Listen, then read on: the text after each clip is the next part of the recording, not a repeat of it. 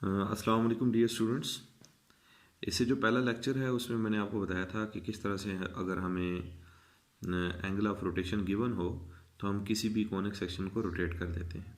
ठीक है, और वहाँ पे मैंने आपको बताया था कि रोटेशन हमारे लिए ज़रूरी होती है कि बाज़ औक़ात हमारे पास जो कॉनिक सेक्शन की इक्वेशंस होती हैं वो इस फॉर्म में होती हैं कि वहाँ से हम जो ए बी सी या जो कंपोनेंट्स की वैल्यूज़ होती हैं वो वहाँ से हम कैलकुलेट नहीं कर सकते।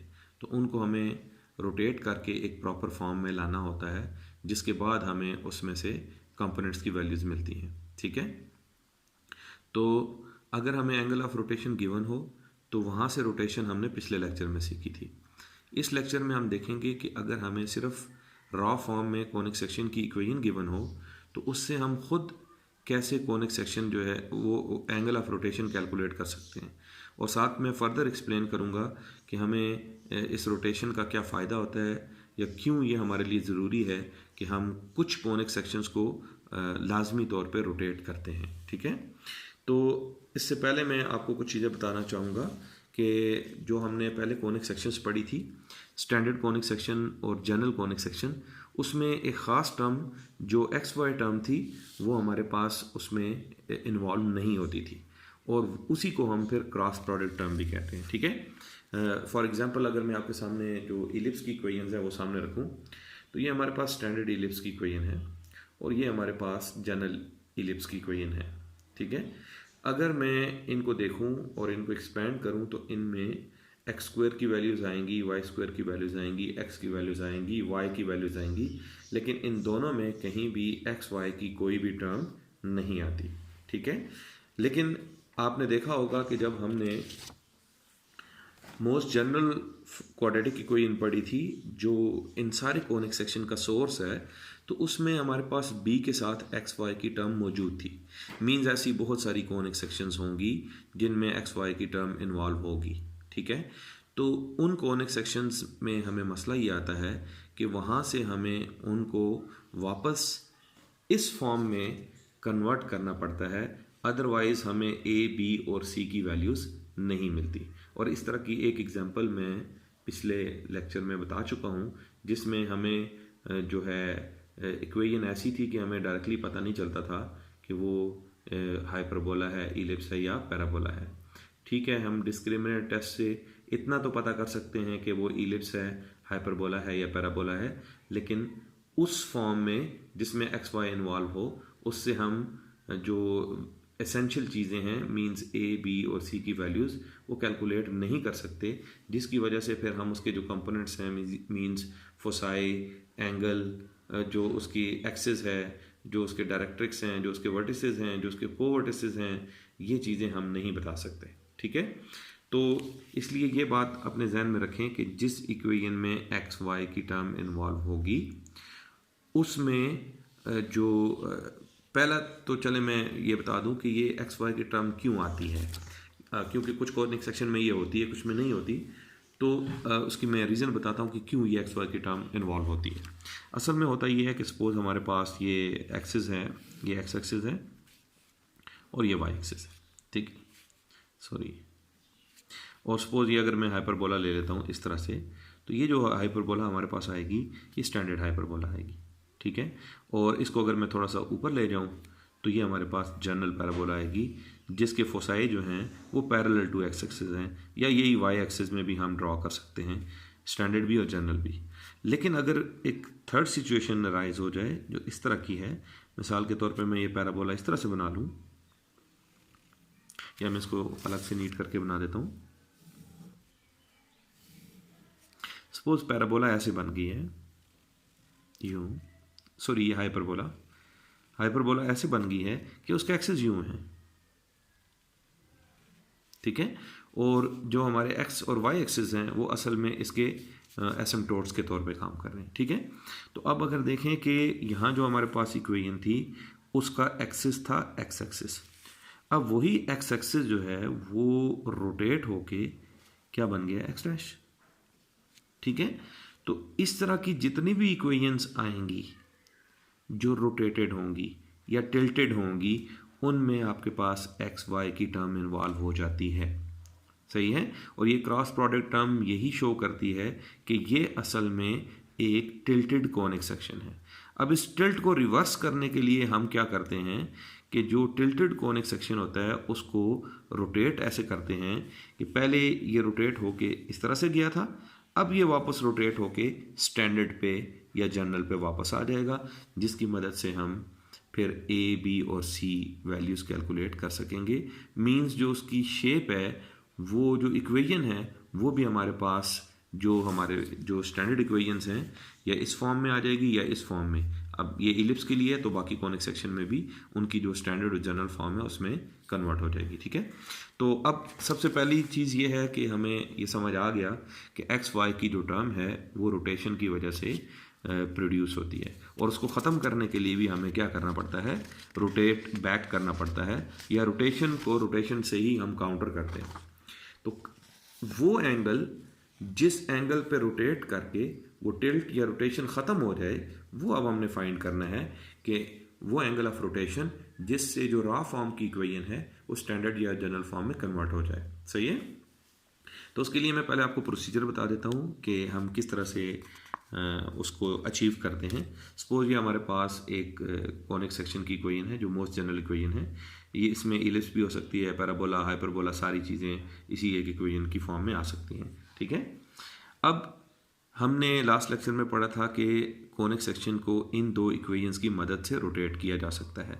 ये एक्स और वाई जो हैं ये हमारे पास करंट कोऑर्डिनेट्स हैं, और ये एक्स प्राइम और वाई प्राइम जो होंगे ये हमारे पास न्यू कोऑर्डिनेट्स हैं। ठीक है, तो अब यहाँ ये जो एक्स वाई है ये असल में रोटेटेड कॉनिक सेक्शन है, और जो नई कॉनिक सेक्शन बनेगी एक्स प्राइम वाई प्राइम वाली, वो रोटेट होके वापस किस पे आ जाएगी, एक्सिस पे आ जाएगी। ठीक है, तो अब हम करते ये हैं कि ये जो रोटेशन की इक्वेशन है एक्स की वैल्यू और वाई की वैल्यू उठा के हम इस इक्वेशन में पुट कर देते हैं। तो इस इक्वेशन से क्या होता है कि एक्स और वाई ख़त्म हो जाते हैं और वो नए कोऑर्डिनेट सिस्टम में जो है वो कन्वर्ट हो जाता है।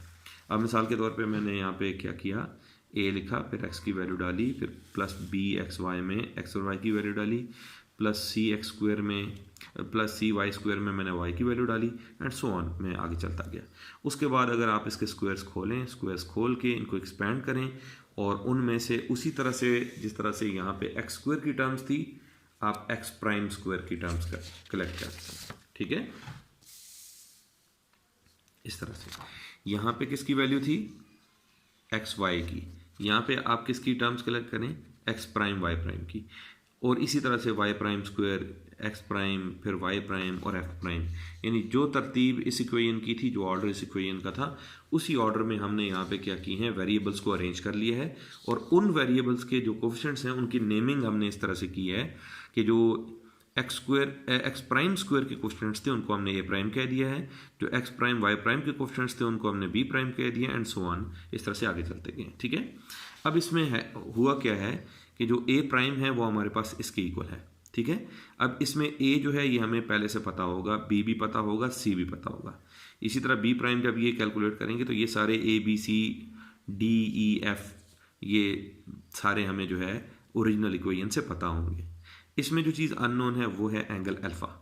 ठीक है, तो अब हमने ऐसा एंगल निकालना है जिस एंगल की मदद से ये वाली टर्म जो है क्रॉस प्रोडक्ट वाली टर्म ख़त्म हो जाए नए कॉनिक सेक्शन में।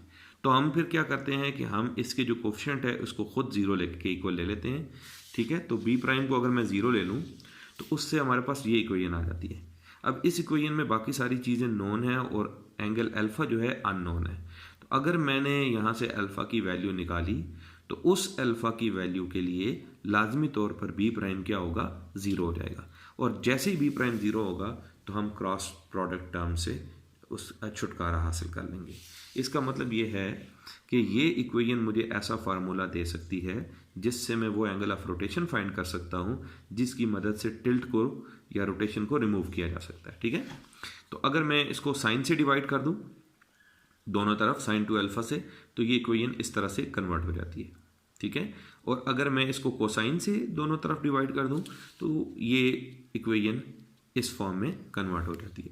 और ये दोनों इक्वेशंस जो हैं ये हमारे पास फार्मूला हैं to find the angle of rotation alpha. ठीक है। तो इन दो फार्मूला की मदद से हम क्या करते हैं, एंगल अल्फ़ा को कैलकुलेट कर लेते हैं, और एंगल अल्फ़ा को कैलकुलेट करने के बाद जो हमारे पास रोटेशन इक्वेशंस हैं उनमें पुट करके हम जो हमारे पास इक्वेशन होती है उसको हम रोटेट करके स्टैंडर्ड या जनरल में कन्वर्ट कर लेते हैं। ठीक है, इस सारे प्रोसेस को मैं एक एग्जांपल की मदद से एक्सप्लेन करता हूँ ताकि ये आपको बहुत अच्छी तरह से क्लियर हो जाए। उसके लिए मैंने एक एग्जांपल लिया है थॉमस कैलकुलस से ही। वो एग्जांपल ये है कि the coordinate axes are to be rotated through an angle alpha to produce an equation for the curve 2x squared plus so on that has no cross product term.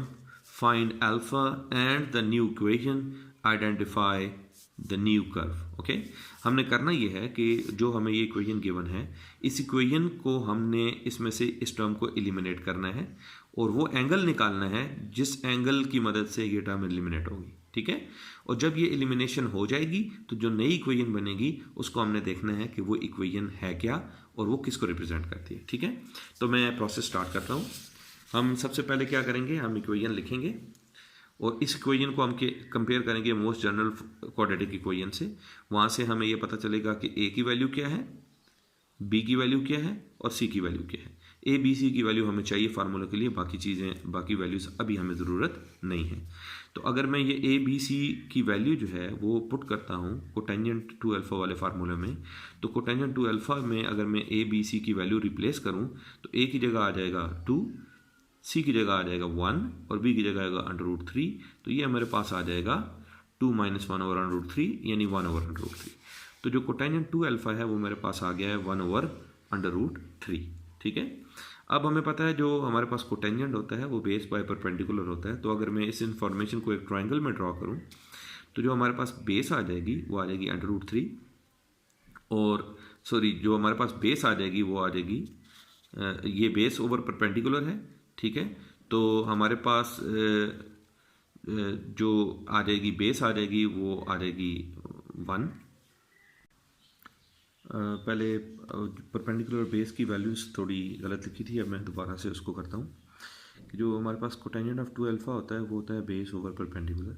ठीक है, तो अगर मैं यहाँ पे ट्राइंगल बनाता हूँ तो ट्राइंगल में ये हमारे पास एंगल के सामने परपेंडिकुलर होता है, ये बेस होता है, और 90 के सामने हमारे पास हाइपोटेन्यूज होता है। तो हमारे पास जो बेस है वो यहाँ से 1 है, तो मैंने यहाँ 1 लिख दिया है। परपेंडिकुलर मेरे पास √3 है, तो यहाँ पे मैंने √3 लिख दिया है। ठीक है, अब मैं अगर पाइथागोरस थ्योरम यूज़ करूँ hypotenuse square equals to perpendicular square plus base square, तो यहाँ से मेरे पास हाइपोटेन्यूज की वैल्यू जो आती है वो 2 आ जाती है। तो ये मैं 2 यहाँ लिख सकता हूँ। अब इस ट्राइंगल की मदद से मैं बाकी ट्राइगोनोमेट्रिक आइडेंटिटीज़ फाइंड आउट कर सकता हूँ। जैसे अगर मैं कॉज अल्फ़ा निकालना चाहूँ तो जो कॉज ऑफ अल्फ़ा हमारे पास होता है वो बेस ओवर हाइपोटेन्यूज होता है, तो हमारे पास 1/2 हो जाएगा। और साइन ऑफ अल्फ़ा जो है हमारे पास परपेंडिकुलर हाइपोटेन्यूज होता है, तो वो √3/2 हो जाएगा। ठीक है, ये इसको फाइंड आउट करने का एक तरीका है। दूसरा तरीका ये है कि आप डायरेक्टली जो है ये कोटेंजेंट को दूसरी तरफ ले जाके कोटेंजेंट इनवर्स फाइंड कर लें, और कोटेंजेंट इनवर्स ऑफ 1/√3 जो हमारे पास है वो π/3 की इक्वल आता है। इसका मतलब है अल्फ़ा की वैल्यू जो है वो 2 अगर मैं उधर जाकर डिवाइड करूँ तो वो π/6 आ जाती है।